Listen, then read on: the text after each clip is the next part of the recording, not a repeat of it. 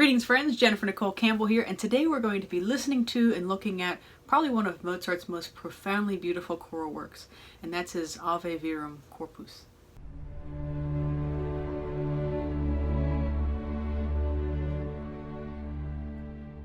The motet Ave Verum Corpus was actually written in the last year of Mozart's life, around the same time he was working on the clarinet concerto and the magic flute. And it was a busy time for Mozart, even though he was dealing with really terrible health, really failing health, to be honest. And his wife, Constanza, they were expecting their 6th child. And what had happened is Constanza would go to a famous place that had spas and cures in Baden.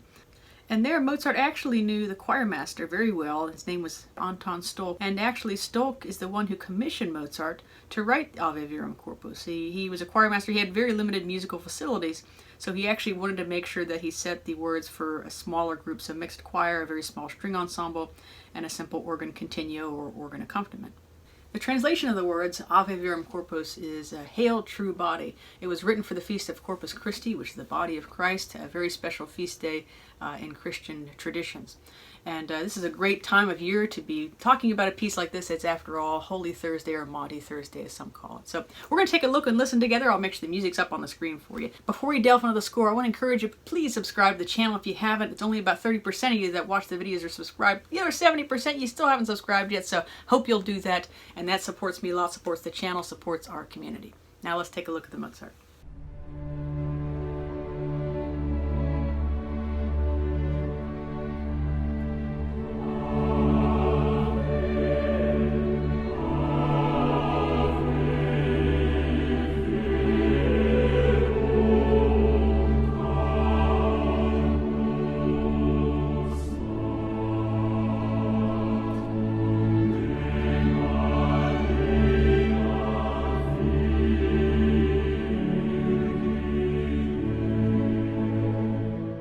Let's just take that opening part there, and I just love what he does with the strings. He already brings us up to this heavenly, profound realm, with not doing a whole lot though. We are in D major. It's just the organs and the strings ascending with us.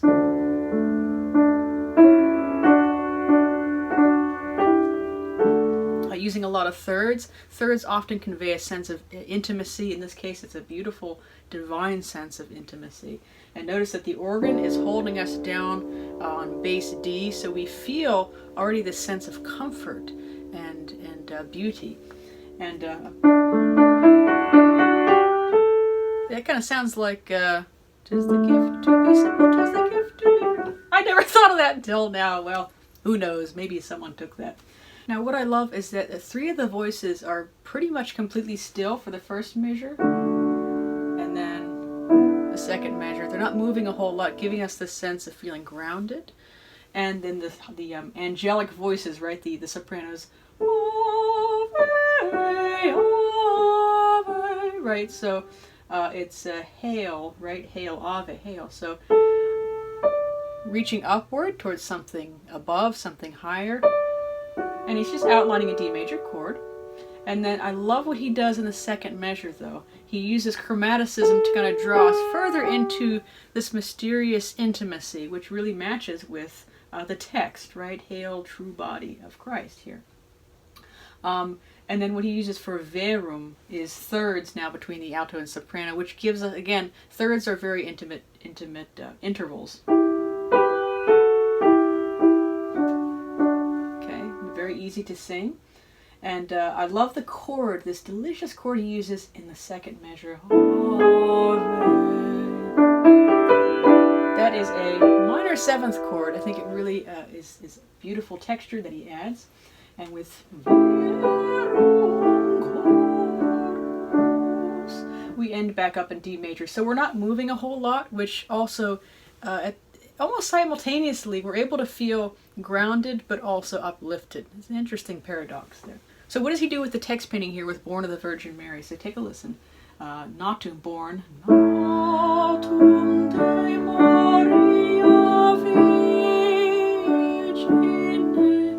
So I love the emphasis, this kind of holy sustained emphasis on Virgine, right? Maria Virgin.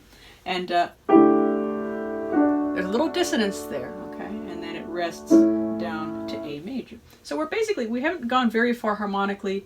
A major, D major is the basic chords, 1 and 5 chords. And again, those thirds give it, it makes it easy to sing, and it's also lending to this sense of intimacy. Let's keep listening.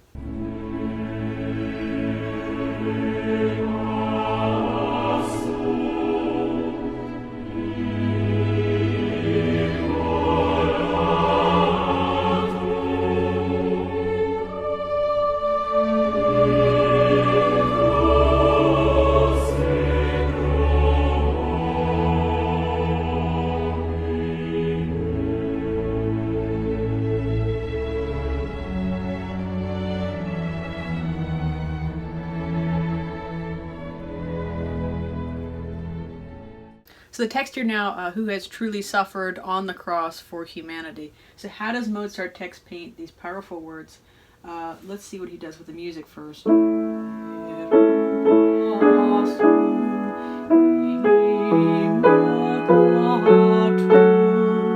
Okay, so we're going now delving towards F sharp minor. Of course, that's suffer, right? Truly, A major. So we're kind of lifting upwards. So now we're going to the dominant 7th chord of F sharp minor. So suffering, right, gives the minor emphasis in the key, the harmony, the texture. And then it's amazing. All the other voices come out, and we just have the soprano. In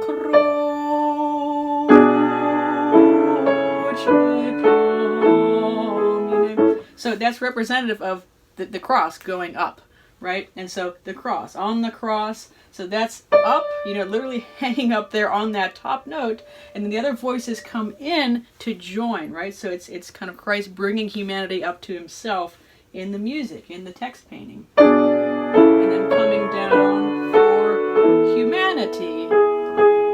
Okay, so already right there, it's pretty powerful musical theology, what I'd like to say.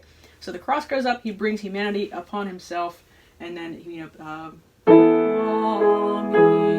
so we want an F sharp minor now, transform that to A major. Just happens to be A major is the relative major of F sharp minor. It's a very powerful theology there. And then that organ prelude and the strings in the middle is beautiful.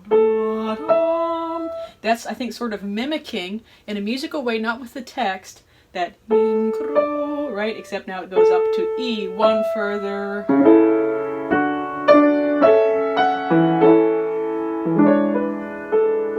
And a nice little, almost little codetta there. All right, let's keep listening.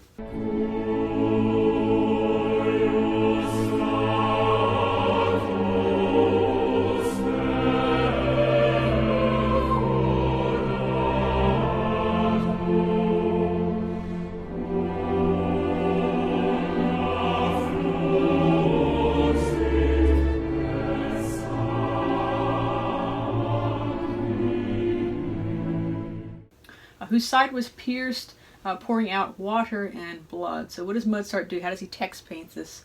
We're in A major now.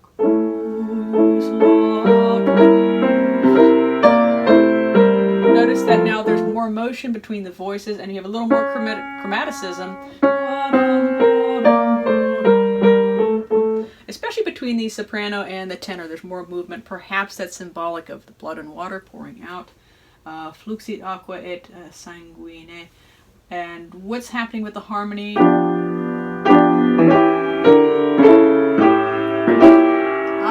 So that is emphasis on the word blood. So that's definitely more dissonant. You have basically not dominant 7th, or diminished 7th chord there, emphasizing the pain, right? And then another diminished chord, finally resting on A major.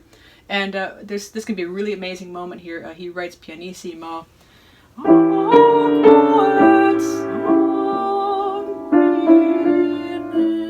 Right, so it can be a very hushed, very sacred moment there when the choir sings it.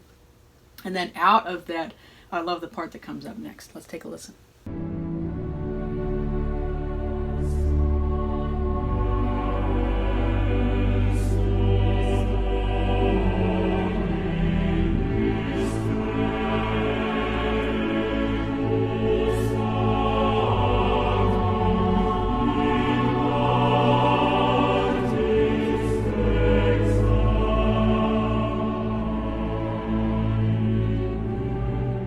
cliffhanger there. I hate to stop again. May it be for us a foretaste at the trial or moment of our death.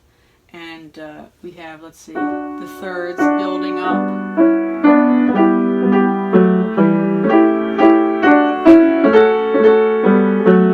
So I love it. He's using imitation here in a really interesting way, and perhaps this is symbolic of Christ being both human and God, right? Divine and human. Perhaps that's what Mozart was going for there. Again, I'm kind of looking into it, but I like to think of it as musical theology.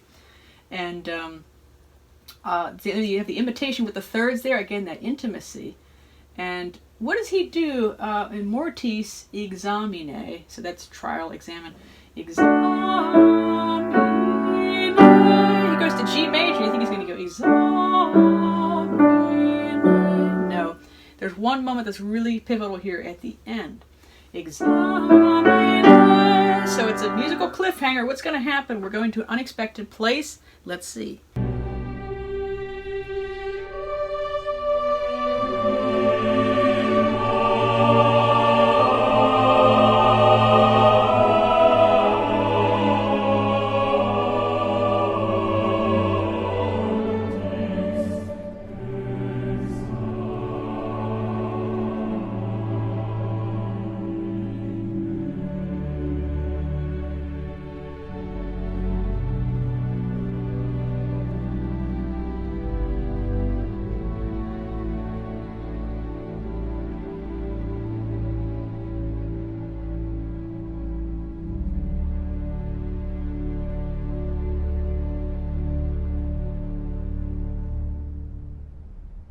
Okay, just incredible what he does there. Remember before when he had on the cross, right? In croce.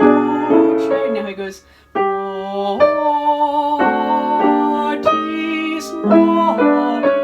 Okay, so now there's kind of a parallel between the cross right here and death, right? So this is Christ conquering death here symbolically in the music. Okay.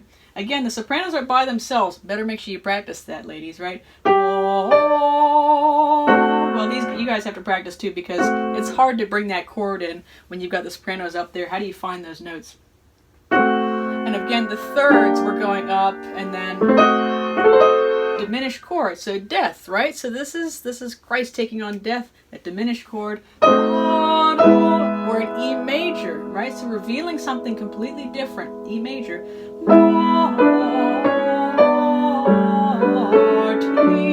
Okay, transformed. Now we're going back to D major.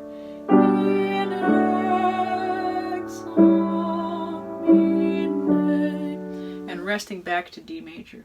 But not without going through those delightfully, I almost said delightfully troubling. Is that a good thing? I don't know. It's transformation, right? Transformation requires discomfort, right? Think about the in a cocoon, right? The butterfly, right? It has to go through a sense of discomfort, and I think that too is being shared symbolically in this piece. And of course, instead of ending on G major, we come back boom to D major, and then we have this lovely little postlude from the organ strings.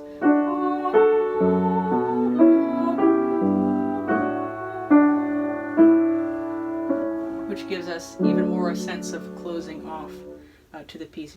So all in all, it's a really beautiful musical representation of the Ave Verum Corpus, this theology of O Hail True Body of Christ. And Mozart's able to show us that transformative element in that theology through the music. And I can't help but wonder that, Mozart, it was the last year of his life, he never got to finish the Requiem, right?